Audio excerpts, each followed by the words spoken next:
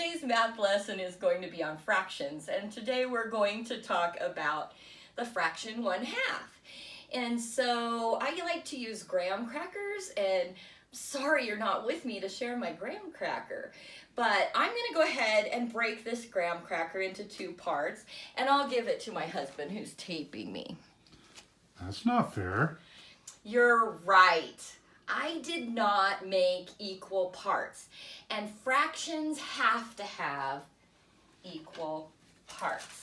And so when I divide a graham cracker, and maybe if you have some at your house you can share with one other person, you can break it in half, 2 equal parts. Is this better, Mr. Kaper? Yes, thank you. Okay, so the graham cracker was divided into 2 equal parts. So there's some words for this kind of a lesson that I'd like you to learn. The first one is numerator. The numerator is the top number of a fraction. Then there's this line, and then the bottom number is called the denominator.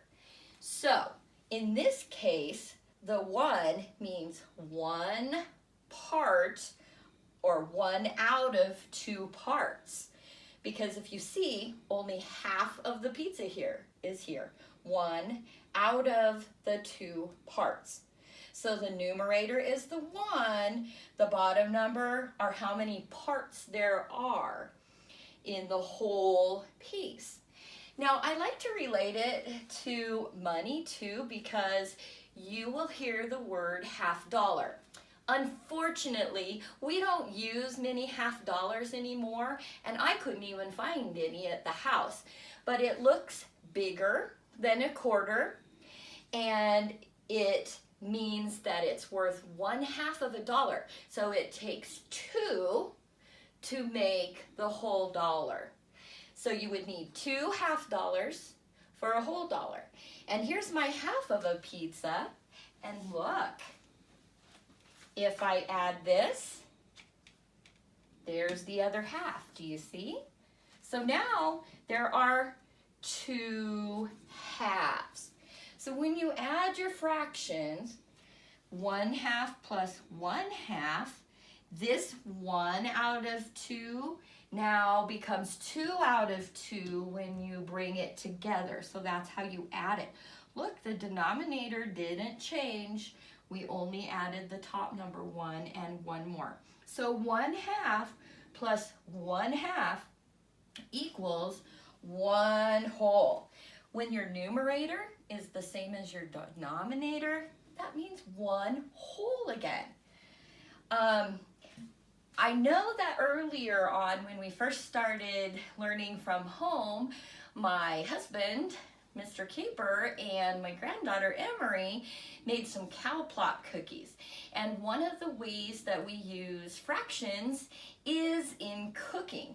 And so I have here a way to measure with a measuring cup that you use for liquids. And if you look closely on this line, or you can even tell, it's 1/2 of a cup. I would have to add another 1/2 a cup to make a full cup of liquid using this kind of a measuring tool. The other kind of tool that we have are for dry kinds of measuring, and these measuring cups are really fun because they actually tell you what they are. This one was a 1/2 a cup. So if I fill this with a 1/2 a cup of beans, and I really want a whole cup of beans, if you'll see, this one's bigger, and I take 1/2 of what I measured and put it in my cup, and I take another 1/2, guess what? I have a whole cup of beans. So remember, 1/2 is 1 out of the 2 parts. When this was full, it was 1 out of the 2 I needed for a cup. It takes 2 $50 to make $1. It takes 2 halves of a pizza to have the whole pizza. pizza. So 1 out of 2. Again, this is half of a pizza, half of $1, half of a cup of beans, and half of a cup of water, half of a delicious graham cracker. Bye.